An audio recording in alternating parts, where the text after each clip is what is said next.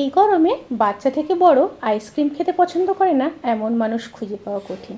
তাই খুবই সামান্য কয়েকটি উপকরণ দিয়ে যদি দোকানের থেকেও সুস্বাদু আইসক্রিম বাড়িতে বানানো যায় তাহলে মন্দ হয় না। গুড ইভিনিং এভরিওয়ান, শতাব্দীর কিচেনে আপনাদের সবাইকে স্বাগত জানাই।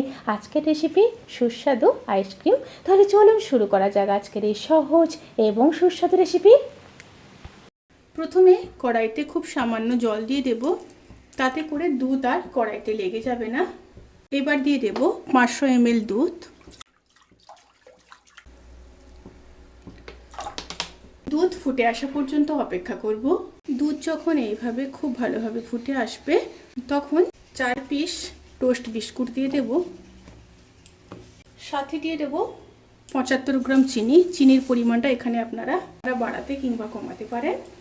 দিয়ে দেব বেশ কিছুটা কাজু, কিশমিশ, আমন্ড, আখরোট, ছোট এলাচ 4 পিস, বড় এলাচ 1 পিস দিয়ে খুব ভালোভাবে মিশিয়ে নেব।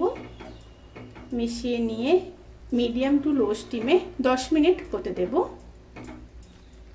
যখন প্রায় হয়ে আসবে তখন উপর থেকে 50 গ্রাম আমুল দুধ দিয়ে দেব। দিয়ে আবারও খুব ভালোভাবে মিশিয়ে নেব। এবার গ্যাসের ফ্লেমটাকে অফ করে দেব। অফ করে ঠান্ডা হওয়া পর্যন্ত অপেক্ষা করব। তারপর ফিরে আসছি। মিশ্রণটি যখন ঠান্ডা হয়ে যাবে তখন মিক্সিং বোলের মধ্যে দিয়ে দেব।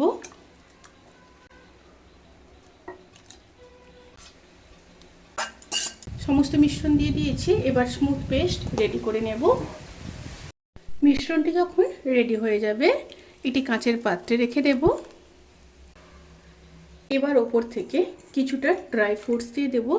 আমি এই রেসিপির ক্ষেত্রে আমার মতো করে ড্রাই ফ্রুটস ব্যবহার করেছি। আপনারা চাইলে আপনাদের পছন্দ মতো ড্রাই ফ্রুটস ব্যবহার করতে পারেন।